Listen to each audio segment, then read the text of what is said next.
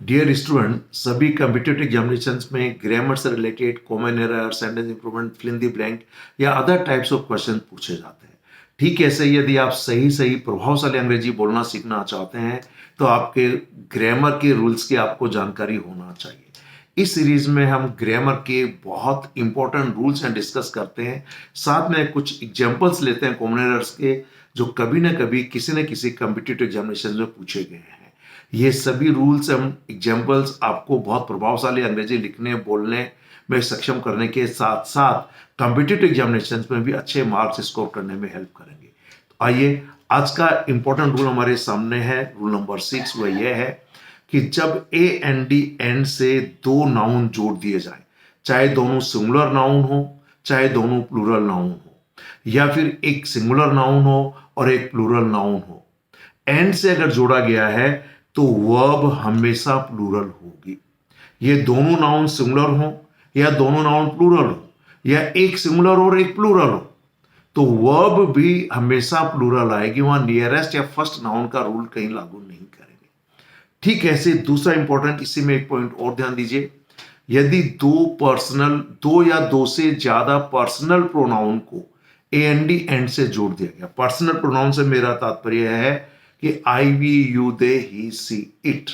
तो आई और वी को फर्स्ट प्रोनाउन माना जाता है, यू को सेकंड पर्सन माना जाता है, यानी second first pronoun second pronoun, और ही, शी, इट, दे को थर्ड उसमें कैटेगरी में माना जाता है। तो इन्हें हमें 2, 3, 1 के रूल पर लिखना चाहिए। सबसे पहले सेकंड पर्सन यानी यू, फिर थर्ड पर्सन यानी ही, शी, इट, दे, और उसके बाद फर्स्ट पर्सन यानी आई का प्रयोग होगा। वी में कुछ अलग रूल है, अभी फिलहाल मैं आई को ले रहा हूं। ठीक है, तो नंबर 1, इन्हें 2, 3, 1 के रूल में लिखा जाएगा। यानी जब आई, वी, यू, दे, ही, सी, ओ, तो यहां पे सेकंड पर्सन यू सबसे पहले आएगा। इसके बाद third person he, she, it का यूज होना चाहिए या दे होना चाहिए, और उसके बाद फर्स्ट पर्सन प्रोनाउन यानी आई का यूज होगा। वी में कुछ अलग होगा, लेकिन वर्ब हमेशा प्लूरल होगी।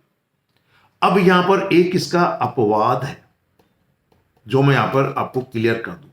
अपवाद यह है, यदि ए एन डी एंड से दो नाउन जोड़े गए पर इन दोनों नाउन के पहले ईच या एवरी शब्द आ जाए, तो फिर ईच और एवरी के प्रभाव के कारण इन सब्जेक्ट को यानी नाउन को सिंगुलर माना जाएगा। दोनों सिंगुलर नाउन नहीं, नाउन दोनों सिंगुलर होंगे। दोनों के पहले ईच या एवरी आ जाए तो फिर सब्जेक्ट सिंगुलर माना जाएगा, तो वर्ब प्लूरल होगा। ठीक ऐसे ही मान लीजिए ए एन डी एंड से आपने दो नाउन जोड़ दिए और उन दोनों नाउन के पहले, यदि इन दोनों नाउन के पहले आर्टिकल्स आ जाए, दोनों के पहले आर्टिकल आ गए तो इसे प्लूरल माना जाएगा। पर यदि आर्टिकल केवल पहले वाले नाउन के पहले ही आया, इस सेकंड नाउन के पहले आर्टिकल नहीं है, क्लियर है, तो फिर इसे सिंगुलर माना जाएगा। ठीक, आइए अब कुछ एग्जांपल्स के मार्फत में आपको इन रूल्स को बहुत क्लियरली समझाना चाहता हूं, जो हमारी युवाम की ग्रामर बुक में हमने इनको बहुत अच्छे से समझाया है। आइए, पहला एक सेंटेंस आपके सामने, the boy and his father has promised to repay the loan within 5 years, कि लड़का एवं उसके पिता, यानी कोई लड़का और उसके पिता ने लोन को आने वाले 5 साल में चुकाने का वादा किया है। अब यहां पर ए एंड डी एंड से दोनों सिंगुलर नाउन जोड़े गए, the boy and his father. ठीक है, तो जब कभी भी ए एंड डी एंड से दो सिंगुलर नाउन जोड़े या दो नो ही प्लूरल हो या एक सिंगुलर प्लूरल हो, तो ध्यान दें वर्ब हमेशा प्लूरल होगा। क्लियर, तो यहां पर हैज नहीं हैव का यूज होगा। अगर ये यहां पर हिज फादर की बजाय हिज पेरेंट्स होता तो भी वर्ब प्लूरल ही होता, फिर तो प्लूरल नेचुरली उसके अंदर पेरेंट्स प्लूरल आ ही गया। पर अभी फिलहाल यहां पर दो सिंगुलर नाउन को जोड़ा गया है, दोनों सिंगुलर नाउन एन डी एन से जोड़े गए हैं, तो वर्ब प्लूरल आएगा। जबकि ध्यान दीजिए, मैंने एक वीडियो में बताया था, यदि दो सिंगुलर नाउन को as well as, with, together with, along with से जोड़ा जाए तो वर्ब पहले वाले नाउन के अकॉर्डिंग होगा। यदि यहां होता मान लीजिए the boy as well as his father, तो फिर यह हैज सही था, क्योंकि फिर द बॉय को सब्जेक्ट माना जाता।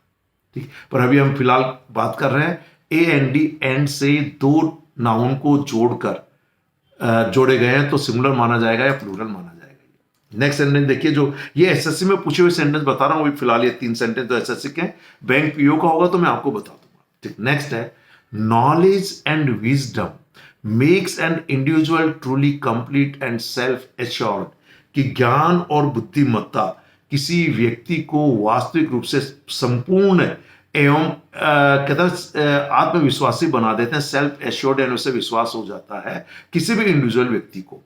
तो यहां पर आपका एंडी एंड से दो नाउन जोड़े गए, नॉलेज एंड विजडम, दोनों मिलकर किसी इंडिविजुअल व्यक्ति को सच्चे रूप में संपूर्ण बना देते हैं, सेल्फ एश्योर्ड बना देते हैं।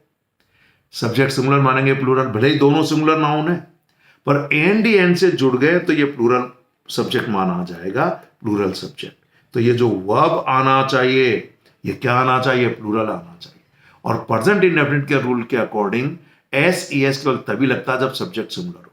यहां पर एस हटाकर इसे प्लूरल नाउन बनाया जाएगा, सिर्फ मेक होगा, knowledge and wisdom make an individual truly complete and assured.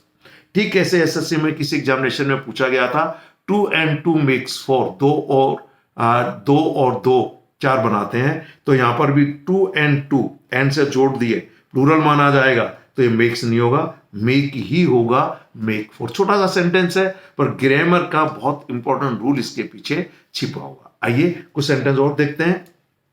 और एक सेंटेंस है, my elder brother and I am interested in painting and therefore joined the coaching classes. ध्यान दीजिए, मैंने कहा था यदि दो या दो से ज्यादा पर्सनल प्रोनाउन जोड़े जाएं तो सबसे पहले सेकंड पर्सन लिखा जाएगा यानी यू, इसके बाद थर्ड पर्सन लिखा जाएगा यानी ही शी इट दे, और उसके बाद फिर लिखा जाएगा आई यानी फर्स्ट पर्सन। ठीक है, तो यहां पर यह थर्ड पर्सन पहले लिख दिया, ये फर्स्ट पर्सन आई बाद में लिख दिया। जब कभी भी दो पर्सनल प्रोनाउन भी यदि जोड़े गए हैं एंड एंड से, तो वर्ब प्लूरल आएगा, प्लूरल वर्ब आएगा। तो यहां इस आई के हिसाब से एम नहीं होगा, यहां पर होगा my elder brother and I R interested in painting therefore join the coaching classes. अब विद्यार्थियों को एक कंफ्यूजन हो जाता है कि यार ये आर लगा दिया तो आई के साथ आर लग सकता है क्या, पर यहां पर आपका सब्जेक्ट ये अकेला आई नहीं है, आपका सब्जेक्ट यहां पर माई एल्डर ब्रदर और आई दोनों को मिलाकर है, इसलिए यहां पर आर आया। अगर ये नहीं होता इतना था तो फिर ये हो सकता था आई के साथ एम होता ही होता। ठीक, आइए अब अगला जो मैंने एक्सेप्शन के रूप में जो एक बताया था वो सेंटेंस है, every boy and every girl were given A packet of sweets. ये एसएससी में पूछा हुआ एक सेंटेंस है। यहां पर एंडी एंड से बॉय और गर्ल को जोड़ा गया, पर यदि इन दोनों सिंगुलर नाउन के पहले ईच या एवरी शब्द आ जाए तो फिर इसे सिंगुलर सब्जेक्ट माना जाएगा। क्या माना जाएगा, सिंगुलर सब्जेक्ट माना जाएगा। इसलिए यहां पर वर नहीं आएगा, यहां पर वाज का प्रयोग होगा। Every boy and every girl was given A packet of sweets. Clear है, बहुत अच्छा सेंटेंस है और ये एसएससी में पूछे हुए हैं। ठीक, अब मैंने आपको ये बताया था, मैं आपको एक इस रूल को थोड़ा क्लियर करके एक रूल और यहाँ समझा दूं, बता दूं यहां पर, और वो ये था, यदि आपने दो नाउन को ए एन डी एंड से जोड़ दिया और यदि इन दोनों के पहले अलग अलग आर्टिकल ए एन डी का यूज हुआ किसी भी रूप में आर्टिकल, तो इसे प्लूरल माना जाएगा। पर यदि यहां पर केवल आर्टिकल पहले वाले के पहले यूज हुआ, इस सेकंड नाउन के पहले यूज नहीं हुआ, तो ये दोनों को एक ही व्यक्ति माना जाएगा। जैसे मैं आपको एक एग्जांपल दूं, अगर मैं यहां पे लिखूं the singer and the dancer, the dancer, यहां पर ये सिंगर अलग है और डांसर अलग है, दोनों अलग अलग व्यक्ति हो गए। पर अगर ये द नहीं होता और होता सिर्फ द सिंगर एंड डांसर, तो एक ही व्यक्ति होता है जो सिंगर भी है और डांसर भी है। ठीक है, तो रूल समझ में आ गया आपको। अब अगर दोनों के पहले द लगाया तो प्लूरल माना जाएगा, the singer and the dancer are present at the function. और अगर होता the singer and dancer is present at the function. तो आइए इस रूल को और समझने के लिए एग्जांपल एसएससी ने जो पूछा था वो ये था, the above and flow of Tide से, जो समुद्र में ज्वार भाटा उठता है ना, उसकी एब्स उठती हैं, उनको लेकर। तो यहां पर दो नाउन फ्लो और एब को जोड़ा गया ए एन डी एंड से, लेकिन चूंकि आर्टिकल सिर्फ पहले वाले नाउन के पहले, इस फ्लो के पहले नहीं है, और यहां सब्जेक्ट आपका टाइड्स भी नहीं है, उनका उतार चढ़ाव है, लहरों का उतार चढ़ाव है, तो यहां पर इसे सिंगुलर माना जाएगा और ये वर्ब भी सिंगुलर होगा, तो यहां पर इसका प्रयोग होगा, आर का नहीं होगा।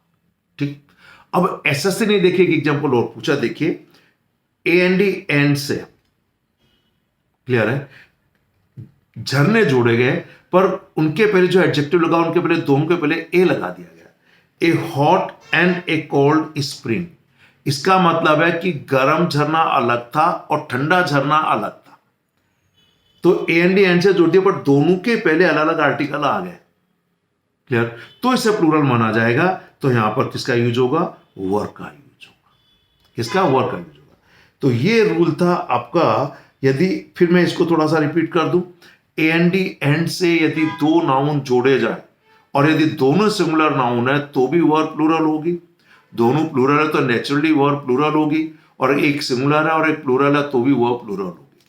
पर यदि ए एन डी एंड से दो पर्सनल प्रोनाउन यानी I, we, you, they, he, she, it को अगर जोड़ा जाए तो सबसे पहले सेकंड पर्सन को लिखा जाएगा, उसके बाद थर्ड पर्सन को लिखा जाएगा, उसके बाद आई यानी फर्स्ट पर्सन को लिखा जाएगा, लेकिन वर्ब प्लूरल होगा।